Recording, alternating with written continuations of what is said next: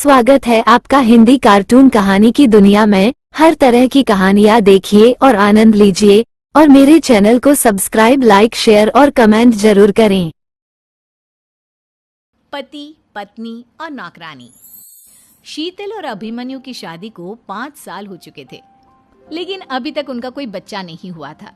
इसकी वजह से शीतल और अभिमन्यु परेशान रहते थे, लेकिन उन दोनों से ज्यादा परेशान थी शीतल की सास, यानी अभिमन्यु की माँ जानकी देवी। जानकी देवी चाहती थी कि जल्दी से जल्दी उनकी गोद में पोता या पोती आ जाए, और इसीलिए वो अपनी बहू शीतल को लेकर एक दिन हॉस्पिटल पहुंची।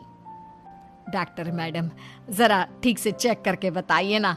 कई बड़े बड़े डॉक्टर को दिखाया है, लेकिन मेरी बहू माँ ही नहीं बन पाती। मैंने शीतल को बहुत अच्छे से चेकअप किया है। देखिए, बात यह है कि शीतल के अंदर माँ बनने की कैपेसिटी नहीं है। ये आप क्या कह रही हैं डॉक्टर साहब? कोई तो इलाज होगा ना, कोई दवाई दे दीजिए। देखिए, कुछ प्रॉब्लम ऐसी होती है जिनका कोई ट्रीटमेंट नहीं होता। आई एम सॉरी टू से, लेकिन शीतल कभी माँ नहीं बन सकती, क्योंकि उसके यूट्रस में अंदर से ही कुछ प्रॉब्लम है। घर आने के बाद क्या हुआ माँ? कहाँ लेकर गई थी आप शीतल को? अरे कहाँ लेकर जाती, डॉक्टर मैडम के पास ले गई थी, लेकिन तेरी बीवी तो कभी माँ बन ही नहीं सकती। मम्मी जी, इसमें मेरी क्या गलती? अगर अंदर से कोई प्रॉब्लम है तो उसमें मैं भी कुछ नहीं कर सकती। जानती हूँ, ये बात डॉक्टर के मुंह से सुन चुकी हूँ। अब दोबारा मेरे सामने इस बात का गाना मत गा। अरे माँ, परेशान होने की जरूरत नहीं है, हम सोचते हैं ना कुछ। अरे क्या सोचेगा तू? जब डॉक्टर कह चुका है कि तेरी बीवी माँ नहीं बन सकती, तो बता क्या सोचेगा तू? कहाँ से लाएगा बच्चा? माँ, ये तो मैं भी नहीं जानता। अभिमन्यु, क्यों ना हम अनाथ आश्रम से एक बच्चा गोद ले आए? क्या फर्क पड़ता है बच्चा हमारा हो या गोद लिया हुआ?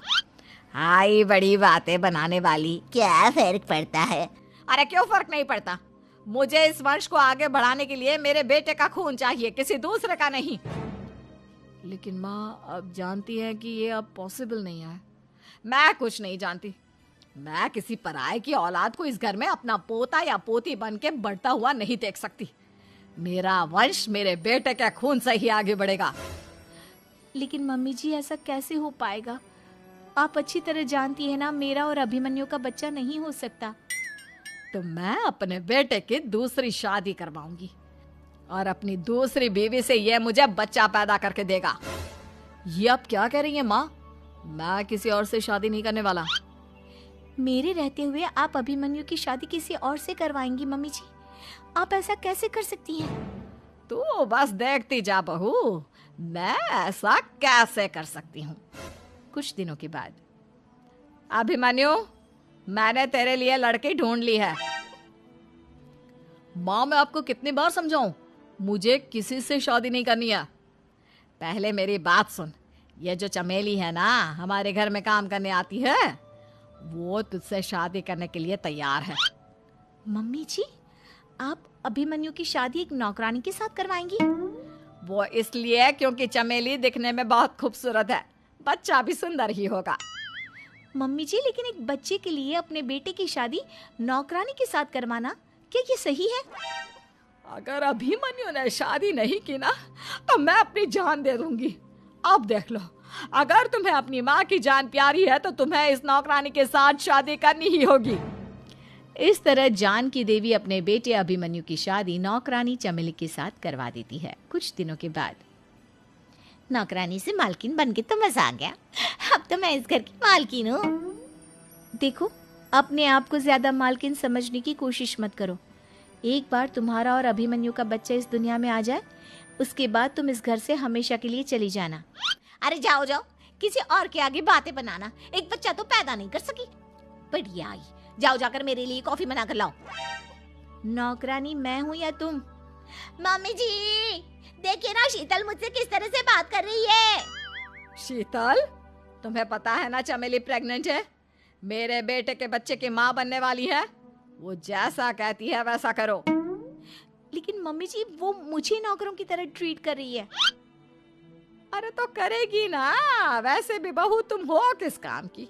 एक बच्चा तो पैदा नहीं कर सकती। जाओ अब घर के सारे काम करो और चमेली को आराम करने दो। थैंक यू मम्मी जी, भगवान आपका भला करे। आप नहीं होती तो मैं नौकरानी से महारानी कैसे बनती। देखो, तुम्हें जो चाहिए सब मिलेगा। खूब खाओ पियो, मजे की जिंदगी जियो, लेकिन बस मुझे एक बच्चा पैदा करके दे दो। कुछ दिनों के बाद, मम्मी, बच्चे के लिए आपने मेरी शादी चमेली के साथ करवा तो दी, लेकिन दिन और रात का चैन मिट गया है। सारा दिन शीतल और चमेली की बहस चलती रहती है। अब शीतल को इस घर में रखने से क्या होगा? मैं तो कहती हूँ उसे घर से निकाल दो, है भी किस काम की। मैं ऐसा नहीं कर सकता माँ, वो मेरी पत्नी है, उससे बहुत प्यार करता हूँ मैं। तुम्हारी पत्नी चमेली है, चमेली, उससे प्यार करो। अरे तुम्हारे बच्चे को जन्म देने वाली है वो। अभिमन्यु, मैं खुद ही इस घर से चली जाती हूँ। वैसे भी अपने ही घर में नौकरों की तरह रहकर परेशान हो चुकी हूँ। घर की नौकरानी मेरे ऊपर हुक्म चलाती है, वो तुम्हारी पत्नी बन चुकी है। अब मेरा इस घर में क्या काम। अभिमन्यु के बार बार रोकने पर भी शीतल उस घर से चली जाती है। कुछ दिनों के बाद चमेली एक बच्चे को जन्म देती है। भगवान ने मेरी सुन ली, मेरे बेटे का घर भर गया, उसका अपना बच्चा इस दुनिया में आ गया। मम्मी जी, बच्चे को हाथ लगाने से पहले मेरी एक शर्त तो सुन लो। तुम कहना क्या चाहती हो चमेली? आपकी मम्मी को बहुत शौक था ना अपने पोते को खिलाने का। अब देखो, इस दुनिया में हर चीज की कोई ना कोई कीमत तो होती है। तुम अपनी आधी प्रॉपर्टी मेरे नाम कर दो, बच्चा तुम्हारे नाम। अरे लेकिन मैंने अपने बेटे से तुम्हारी शादी करवाई है, अब ये सौदेबाजी कहाँ से आ गई? जो औरत अपनी बहू को घर से निकाल कर एक नौकरानी के साथ अपने बेटे की शादी करवा दे, वो तो सौदेबाजी कर ही सकती है ना। उसका कैसे भरोसा कर सकते हैं? मुझे बस आप लोगों की प्रॉपर्टी चाहिए, उसके बाद ही बच्चे को आप हाथ लगा सकते हैं। मैंने कहा था ना मम्मी, आप गलत कर रही हैं। देखिए, उसका नतीजा आपके सामने है। जब शीतल को पता चलता है कि अभिमन्यु और चमेली का बच्चा दुनिया में आ गया है, तो वो अपने घर पहुंचती है। अभिमन्यु, कहाँ है आपका बच्चा? क्या मैं उसे देख सकती हूँ? कुछ भी मत पूछो शीतल, माँ की हुई एक गलती हम लोगों पर भारी पड़ रही है। वो नौकरानी अपनी औकात पर आ गई है और अब हमसे अपनी आधी प्रॉपर्टी मांग रही है, वो भी बच्चे के बदले में। एक बात कहूँ अभिमन्यु, आप उससे कुछ भी देने से मना कर दो। अरे कैसी बात कर रही हो? मेरे बेटे की औलाद है उसके पास, ऐसे कैसे मना कर दे? मम्मी जी, वो अभिमन्यु का बच्चा नहीं है, वो चमेली और उसके बॉयफ्रेंड का बच्चा है। ये तुम क्या कह रही हो शीतल? ये देखिए वीडियो, चमेली और उसका बॉयफ्रेंड आपस में बातें कर रहे हैं कि उन दोनों ने मिलकर आपको बेवकूफ़ बनाया है और अब इस बच्चे के बदले आपसे प्रॉपर्टी भी हड़प लेंगे। हे भगवान, ये मुझसे क्या हो गया?